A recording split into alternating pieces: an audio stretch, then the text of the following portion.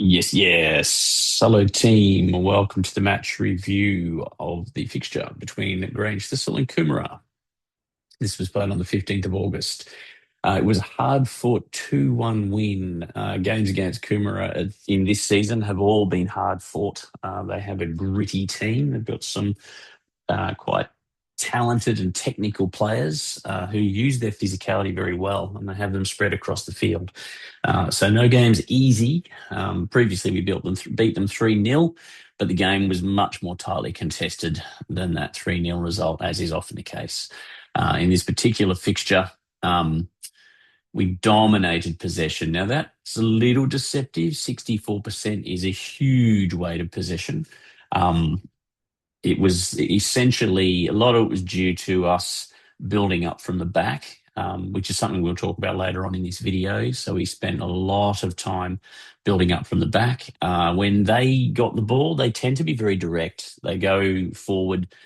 They don't really pass through. They tend to go long to those sort of talented boys up front. And to be fair, the second half, they were coming at us pretty hard. They seemed to have a lot of momentum. There was a long period through that second half where it just seemed as though every 50-50 seemed to roll their way. Um, but I was really happy with how we weathered them. They pressed hard. They put a lot of pressure on us, as was pointed out at the end of the game. They pushed. They basically tried to replicate our press in the second half. In terms of, I mean, what I will do now while we talk about I'll do it a little later on. In terms of shots, we generated 9 shots to their 7. We certainly made the most of those. Luke Williams with a couple of fantastic shots down the left-hand side. They really struggled to deal with his speed throughout the match. We won 3 corners to their 1. They conceded 14. It astounds me that they only conceded 14 free kicks to us, because it seemed as though the whistle was very much against us for most of the game.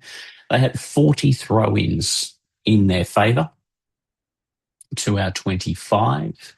It's clearly an issue with that foul statistic. Apparently, we were recorded as committing 16 fouls to their 14. Okay, not 114. Although I have to say, I felt that they committed damn near 114 fouls. And a lot of the fouls that we had, they're very good at sort of falling over. They sort of take any contact and just fall to the ground. You might remember when we played them away in the first fixture, in the evening fixture, which was a replay. Once they get their noses in front, they got a lot of boys. They just spend a lot of time sitting on their bums on the ground anytime they get knocked over. They're, they're suddenly terribly fragile. This game, obviously, they were not behind. They were behind in the game, so there was no time for sitting around. So they bounced straight back up. Passes. Now, this is where things. 278 passes to their 186. Now, 186 is a respectable amount of passes. They could be a more. I believe they could be a more respectable passing team. I don't seem to have a lot of structure, was my observation. If we look at our passing, so these are the passing numbers. I take these directly from VO. So there is a question mark over their accuracy. I'm the first to admit. But if we compare the two, you don't actually need to see the numbers. I mean, I don't think they're as good. They're certainly not as good as the data that Luke used to collect. But Luke doesn't have the time to do that data anymore. And unfortunately, it was difficult to integrate into the match reviews. But you can clearly see that we generate on 23 occasions, we created passing strings of 3 to 5. And on 12 occasions, 6 or more, with our longest passing string being 16. I believe I've clipped up that section in this video to point out a couple of things that I wanted to highlight from this game as we move to the important fixture against Lions. They, by contrast, 7 times they created passing strings of 3 to 5, and they did not create a passing string of greater than 5 passes, which basically is to say that they noodled it around and then they went long, either because our press had forced them to kick long, or because they had genuinely found space, they got it to a certain point and just bombed up to the boys up front. So, I mean, I'm really happy with those statistics. It shows that our game's developing. There's a couple of things that I want to highlight in terms of our game developing, which we'll get onto with the assistance of the video. Overall possession minutes, 18 minutes to their 10. That's a massive contrast. The possession minutes figure, um, it really, even just a gap of like 2 to 4 minutes, demonstrates a clear pattern in possession. So I'm really happy with how our passings are developing. One thing that is really important as well is I don't think that Coomera are that dissimilar to Lions in respect that they tend to sort of crush back to their defensive third. Normally, they camp a couple of their bigger boys up on halfway. That's very much what Lions did the last time we played them. They sort of crush back to their defensive third, and then they look to hit their sort of big strikers up front, who are they're a handful, quite frankly. And it's not an unreasonable tactic to use. It's probably not really developing your team's football very much. Just kind of win the ball and kick it to the big kids up top. But it will win you games of football. So, in our match preparation, we were talking about our main goal was to retain the ball across multiple phases. I'm really happy with how we did that. There would be so many elements of that which I could clip up to highlight how well we did with that. Stretch, create, break. There's one instance of play. I mean, the thing that I really want to focus on in reviewing the video footage is one, the position of the centre backs, because I think we can tweak that a little bit as we move into the Lions game. I wanted to discuss ball speed because our ball speed was a little slow today. Now, it could have been that the pitch was a bit bobbly and sandy. I wasn't on the pitch, but it could have been that the pitch was a bit bobbly and sandy. We will be at Lions on Sunday, so there's no real excuse to not have fantastic ball speed because it's the best surface that we'll play on all year, especially at this late stage of the season. Mostly because they don't train on it. So, challenge one: can we create good quality opportunities and finish early? I believe we did that. Luke's two goals. There was another one which I think he had saved. Nathan had a couple saved. I was really happy with our shooting. On another day, we could have easily got more than 2 goals. And essentially, our game very much comes down to tightening up and strangling the opposition. We don't tend to score a lot of goals, but we don't concede a lot of goals. So it means that our games are generally going to be quite tight, which should hold us in really good stead as we move towards finals, because finals are going to be very cagey affairs. Challenge 2, can we dominate territory and create transitional moments using an aggressive press? I'm pretty sure we can say we did that. And the ultimate confirmation of how well we did that was the fact that they attempted to copy us in the second half by pressing us. And if you haven't noticed, this is something that all teams, when we played MCE, I know their coach, the coach they had that night, he was on my B license. And if you heard him, he was actually yelling at them, if they want to play this way, then this is what we do. So he wasn't very happy with how aggressively we were pressing his team, the poor babies. Okay, so let's go to, I suppose MCE they kind of got their revenge, didn't they, by throwing their game against Coomera to lose 5-0, which cost us our goal difference. Well, between that and the 4-0 loss to Lions, had a 9-point goal difference turnaround, which is honestly, it's the main reason why we're still talking about Coomera. Because if we take those results away, the goal difference alone puts them out of the finals, especially after this result. So look, what I'm pointing out here in this section, okay, with respect to retain, you have to actually look at the radar to see where Max and Zach are. Now, significantly, there's no attacker up there. Okay, so in that situation, what we can do, we can hold, give me my circles. We can hold Zach here and Max can come up and be here. That makes him an option. And there were times when Max was actually asking Major to pass the ball back from the throw. The problem is, though, if Max is here and he throws the ball, Max has got the ball and he's got the opportunity. He can pass to Zach, he can pass across, and we can use the width to Luke. However, if Max is all the way back here on halfway. If you can see, not even in the frame with a throw that Major throws. So by the time he throws it back there, by the time the ball gets there, remembering that throws are going to be pretty slow.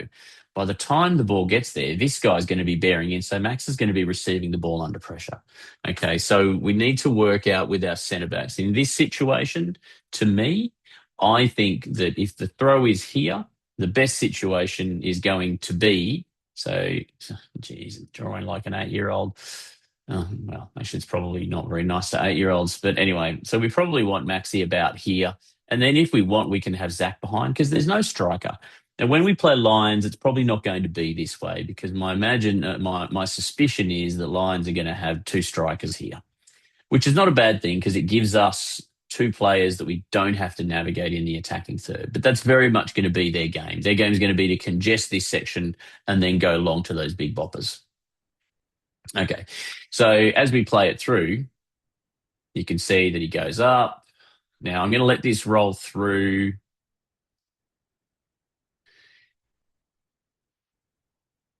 There we go. And you can see now, you can see Max. Now Max is he's now notice Max is running backwards. Okay, because if he held his position, all right. If he held his position here, this guy's on top of him by now. Now, it's not a bad ploy because it allows us to use the pitch and spread the pitch, but we don't necessarily have to bet. If that throws to feet, then we're receiving the ball here and then we can spread it still in their half. Depends on the game state, and we don't need to do it the same all the time. So it's really good width. We go around, we find Zach. One criticism I did have is we're not really using the ball all that quickly. And one thing Coomera do to their credit is slide well. Like we've literally just swapped the point of attack, and we've got nothing on. I mean, we've got an inside ball to Luke, but we can't afford to turn that over because then he's out of position. So they're a pretty well organised team, which, to be honest, it makes our performance. To me, it makes our performance all that more encouraging. What I might do, because it tends to take a little bit of time, I'm just going to roll this through to 8-12. So some good play there by Luke. Now, this is an issue. Nothing balls into the middle of the pitch. Now, in this situation, Riley turns into traffic. Probably would have been better to come back out. But anyway, this is a situation Coomera do really well. It's good scrapping there from Riley.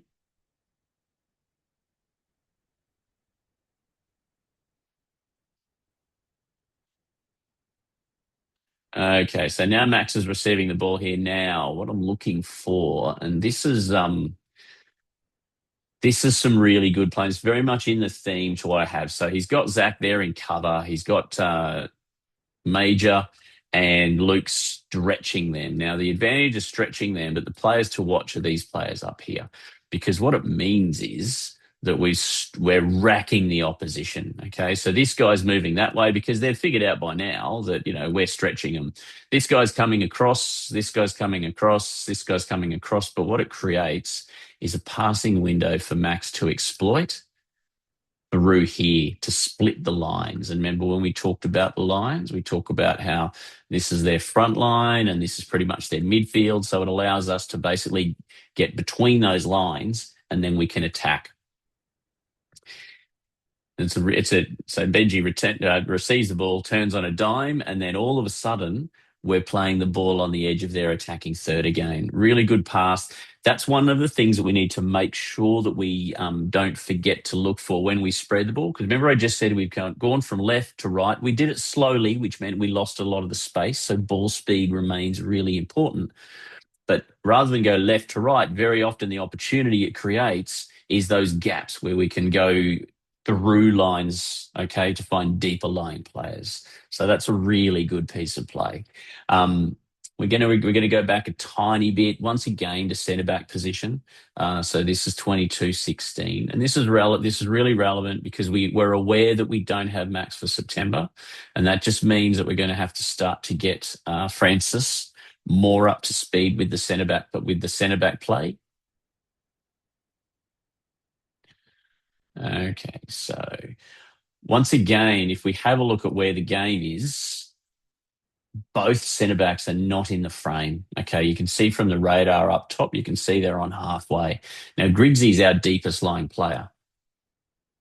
So what we can afford to do, especially if in the situation where there's no attacking player taking an advanced position, Griggsy's the deepest man. What we do need to be careful of is if we lose possession here, something that Coomera and a lot of teams in this situation are good for is they can break. Oh gosh, they can break and they can break with numbers. Done it again. Uh, so they can definitely break and they can break with numbers, and that can give us an issue. If, on the other hand, though, one of the centre backs is higher and then one of them is further back, okay, that means that if we get that bobbly ball breaking into here, they can pick it up. Now, worst comes to worst, they can play it back to the other centre back or they can play it to the width. So if we have a look at how this rolls out, Lukey kicks it in. Now it's a turnover in the middle. So what I'm saying is, and we'll go a little bit further, now, nothing comes of this. So this is not critical, okay? So this is not a matter of saying, oh, we balls this, blah, blah, blah, blah, blah. But if one of the centre backs is here and then the other one's further back, or even if we're feeling really confident, both of our centre backs can be here. What it means is that with that ball, we can then recover the ball and we can receive the ball, but we don't let the pressure off because we're still playing the ball in their defensive third. Okay, but if we're back on halfway and the ball goes all the way back to halfway, then we've kind of let the pressure off. And one of the points of keeping the pressure on is we're trying to force them into making a mistake. We're kind of trying to keep them stressed, keep them working hard. So this is just something to think about. We don't necessarily need to be that deep. If there's no striker, like the deepest lying Coomera player in this instance is this bad boy. Okay. So we can be occupying these advanced spaces because if that's the deepest, oh my God. If that's the deepest lying Coomera player, then there's no issue whatsoever with our centre backs being here or here because that just allows them to service. It keeps them anchored and anchored. Now, if they want to commit players forward, and I believe when we play Lions, you will find they will commit players forward. That's fine, but it'll mean it's harder for us to get through because they drop all 10 of their field players back into their defensive third. So we can take advantage of that by keeping them under the pump. All right. Now, we'll let this roll, I believe. What was that? Yeah, and I'll let this roll through to 20. So I'll let this roll through for a few seconds to where we're here.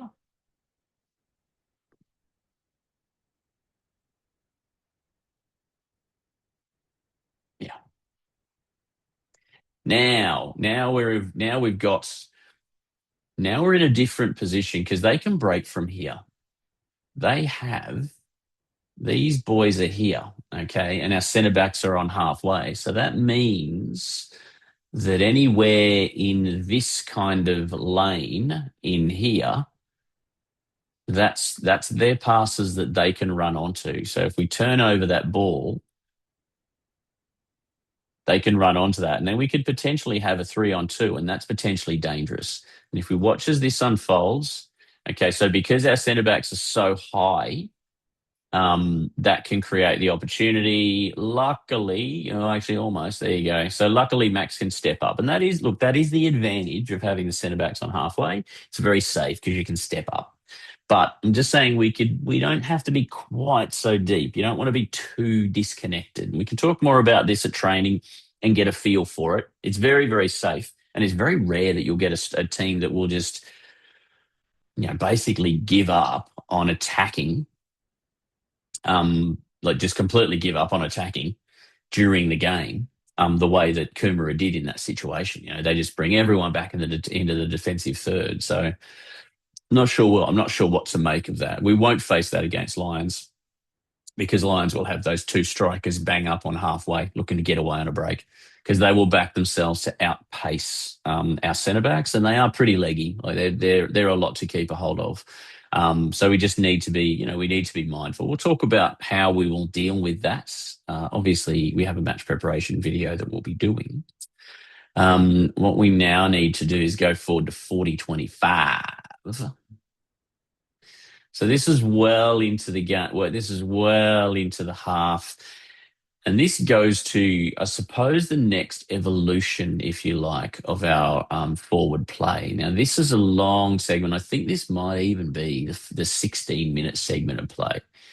Um, no, sorry, 40-25.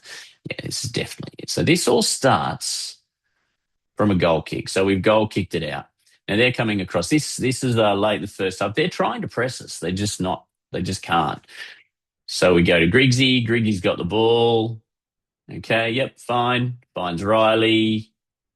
Riley finds Madge. Now, Madge has got the ball, goes forward to Will.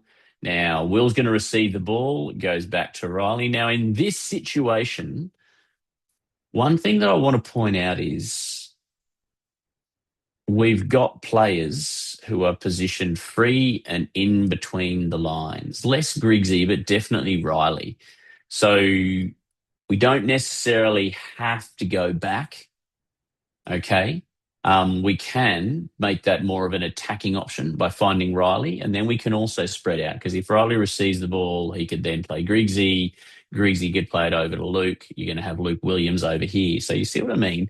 And then we're on the more. Do you know what I mean? We're not risking the ball, but we're advancing it. Instead, we go back, and it's perfectly fine. Okay, but and then what we do, but then, and this is the issue, then we choose like, this is not a good passing option because it's a loop over the top. It's asking a lot of Briggsy because if he doesn't get clean contact on it and it overruns him, and now we've created a transitional moment. So we could have had the ball there, the situation in there, go to Zach, go to Luke, and then go around them. Um, unless we can find Griggsy with the ball sliding it through. Now, luckily, we get away with that. Griggsy gets the ball, and then we're straight back into our zone. This is really good play.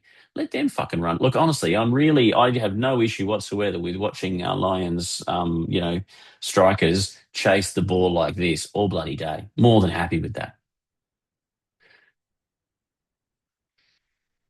So then we're still there. Yeah, it's really good retention. And then we open up the space to find Zachy. Honestly, we ground them down, and then we go to Hayden and Hayden once again, and we're still going. So this is really good possession. In this situation, though, we do have our midfielders there. And now we go back to Mick, and we're just waiting for an opportunity, which is fine. Ball comes to Luke now. We do have our midfielders coming across, needs the right pass. Unfortunately, that wasn't the right pass. So we just sort of let ourselves down a little bit, just the wrong pass.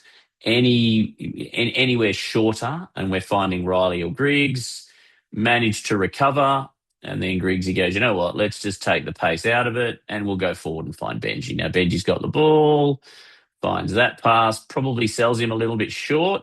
Now, in this situation, once again, we've got the ball to Griggsy. Riley's there right now. In this situation, this is one where I did want to pause it.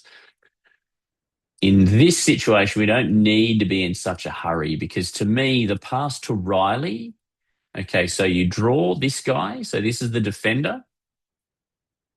Draw him. And then we play Riley into the space. And then what we've got is this situation, okay, where if we're counting numbers, Riley's moving forward and so we've effectively got a 3-on-1. By going out there earlier, it gives them the chance to spread over wide, and it slows things down. So that would be the better option, to find Riley, and then Riley can drive. Riley can look for, I think that is Hayden, or Luke Payne. And as we see how it plays out, so it goes all the way out to Luke Payne. We get the ball, but you see how it's slow ball. So they've had a chance to all jog across, as opposed to having Riley drive through the middle, which means he's probably going to draw players. Players are going to get sucked into it, and that brings gives us more options. But right now, we're all the way over on the flank. Now we've got a 3-on-2 as opposed to the 3-on-1. But we've got the presence of mind to retain the ball. That's really not Riley's best touch. But because we're stable and in possession, we've recovered the ball. Yeah, and this is for some. This is Nathan has a brain explosion here. I don't know what he was thinking, but anyway, I mean, it's not all bad. Like if the keeper fumbles it, but he's probably not going to fumble it from what is that 40 meters out. So in any case, the point the point stands. What I'm talking about is trying to create options when we move them left and right. To remember to look for the attacking passes that split and bypass lines of defenders if the window's there, because they will be there, and we're getting very good at getting into those windows. But the other thing is, can we find more attacking? Can we find more attacking passes, particularly from our cam position, rather than, I mean, it's great that we can go back to the centre backs, but if we've got the chance to turn, can we turn and find more attacking passes? I'm not talking about killer passes, the impossible killer pass that scores a goal with one killer pass. I'm just talking about, can we find can we find opportunities to go forward to a midfielder who's in time and space, who can then turn that to attack, or advance the ball into the attacking third, our attacking third, their defensive third. Um, I'll just look. It's probably going to be easier if I just roll it through. One thing I wanted to point out: we're rolling through to 42:54. I figure I might as well let it roll through, because we're probably going. Okay, so our press is a little bit disorganised here. Nathan was out of position. Benji hasn't adjusted. Once again, this is very much their game. One pass drive. This is why they did not. Well, they didn't complete a passing string of more than 5 passes all game, because they basically just try to kick it up to the big kids. The difference is they're big kids, and then they'll do some, nonsense fancy thing. They actually create a chance out of this, I think. Um, but Zacky's strong enough. Yeah, yeah, dance, monkey dance. Griggsy's in there, bit of reverse parking, just not really going anywhere. Some fancy moves, not really going anywhere or creating anything. As long as you stay on, he's just sort of dribbling around until he thinks he can find. Okay, now we break through Major. Really good pass, finds Will. Will wins the ball, recovers, good work. Finds Riley. Riley comes up, sets it back to Griggsy, and we're off. Okay, we've gone well past what I was hoping to illustrate. Um, what I was trying to illustrate, I'm not sure. Sometimes I get the numbers on these things really messed about. Um, but one thing I wanted to point out is, when we get the opposition.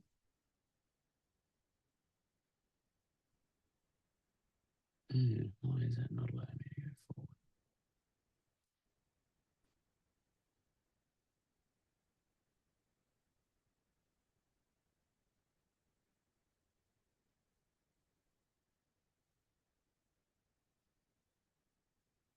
Okay, I'm going to go back a little bit.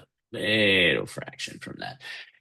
So what this is talking about is, when we're trying to play out, okay, can we? Because sometimes what we end up with is, and this is actually a reasonably good example, when we're trying to get out, there are a few times in the second half where Griggsy was asked to cover a lot of ground.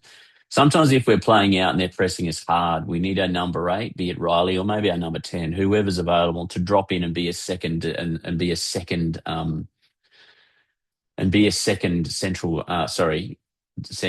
central defensive striker. And the reason why, central defensive midfielder. And the reason why that's important, because if we bring that second player in, then we create a series of triangles to escape, which is a nightmare if you're a pressing player. Okay, and it means that you don't have as much ground that you have to cover. So we create all these triangles, which makes it easier to play out and through. Now, we did a good job playing out and through, but we did break it down a tiny bit. And there are times where we turned over the ball in the middle third here, just because Griggsy couldn't get to the pass. Um, and that's fine. Griggsy has many, many skills, and it would be no different if Max was in there.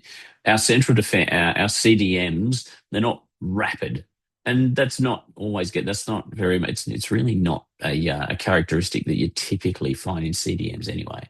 But if we don't have that, then what we have is we have this situation where we have less triangles to deal with, okay, because we've got one, two, and three, one, maybe, but that's about the end of it. Okay, so we're very, very one-sided. And if you look up, you can see that this is basically what is that?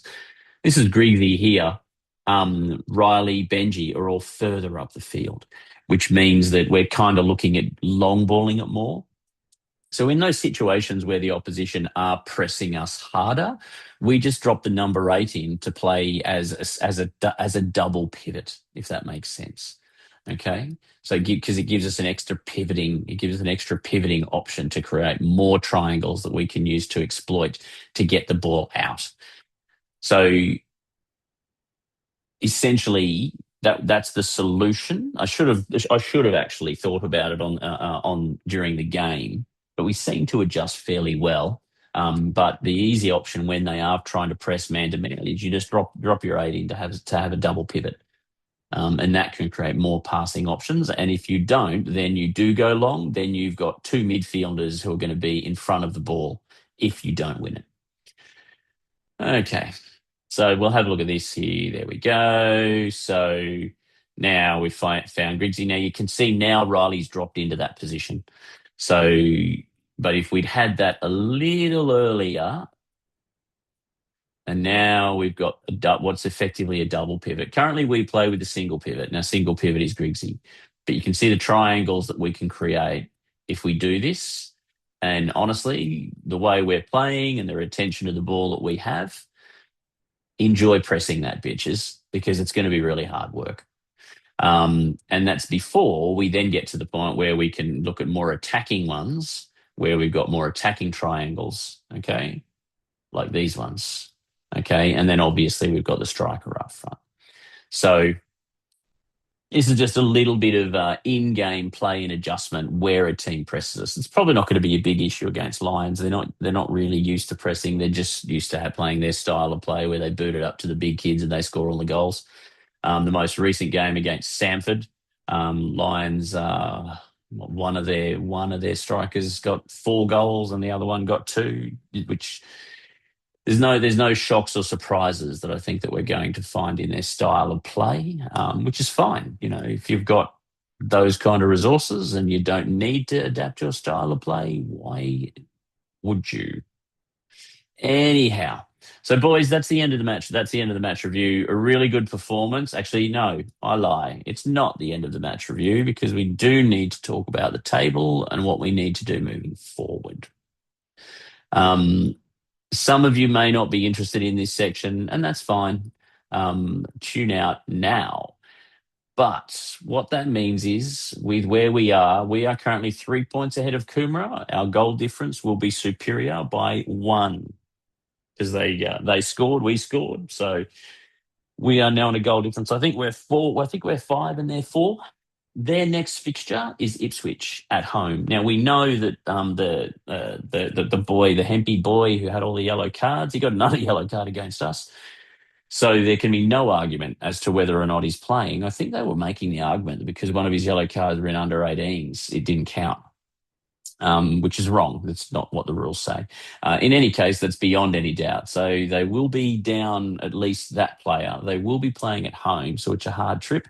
But Ipswich are no slouches. They're well organised and they've got boys who can score goals. So it will be interesting, actually. I don't think it's a fait accompli that Coomera will win that. And if they do win, it's probably going to be more likely a narrow win. But anyway, we'll wait and see. So the point of the story is they play Ipswich. I think we could anticipate that they're strong. They're a strong option to win that, which would then bring them back up to level with us and goal difference making the difference. On the other hand, we go away to Lions and we play Lions away. I don't feel that the first time we played Lions, we had numerous players out. And the second time we played Lions, albeit at home at night, we didn't have Zach Mason.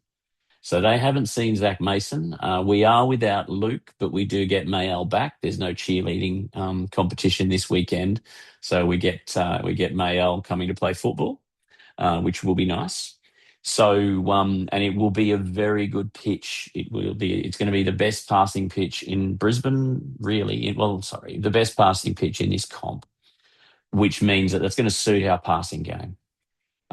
So I don't see any reason why if we played a potential, maybe you need a little bit of luck, and take our chances. I don't see any reason why we can't beat Lions.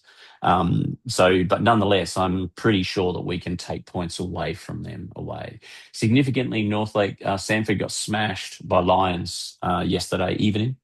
That was a bit significant hit to their goal difference. We can have a look at the table shortly. But Sanford will go to North Lakes, okay, to play North Lakes. That's unlikely to end well for them, I think. But who knows? They're a gritty team. But what I suspect will happen, well, what I'm sure of is if we can find a way to get 4 points from our next two games, I believe we can bypass Sanford and get into third place. We will need the extra point because their goal difference is a lot higher than ours. They really profited when they had that big striker at the start of the season, made a massive difference to them. Um, so if we can get 4 points from our remaining two games, whether we take that as a win against Lions and then a draw against North Lakes, or whether we take that as a draw against Lions and then a win against North Lakes, or maybe we just win them both. But we do have North Lakes at home as our final fixture. Coomera, unfortunately, will host Lions. Having said that, that's hosting Lions. Lions are typically not a team that travels especially well in my experience. So we have to leave nothing to chance, and our goal is to win our remaining two games. Truthfully, we probably should be aiming to expecting to win these games, because once we make finals, all we need to do is play two excellent games, and we can take out the comp. Um, but nonetheless, boys, that's the state of play in the competition. Our job is to go to Lions and North Lakes and get points, because if we get points in both of those fixtures, or if we get a win from either of those fixtures, then I think that will see off Coomera. And if we get 4 points from those remaining fixtures, we can bypass Sanford, and that's when things get really interesting. Because it could be, even if Coomera win their last two fixtures, they bypass Sanford. Happy days. Anyway, boys, that's the state of the table. It's great, great determined win tomorrow. On Sunday of next week, we play a different kind of fixture against the top team on their home pitch. However, it's an excellent pitch which will provide both teams the opportunity to play football. So I suggest we capitalise on that. Cheers, boys. I will see you Tuesday evening at training.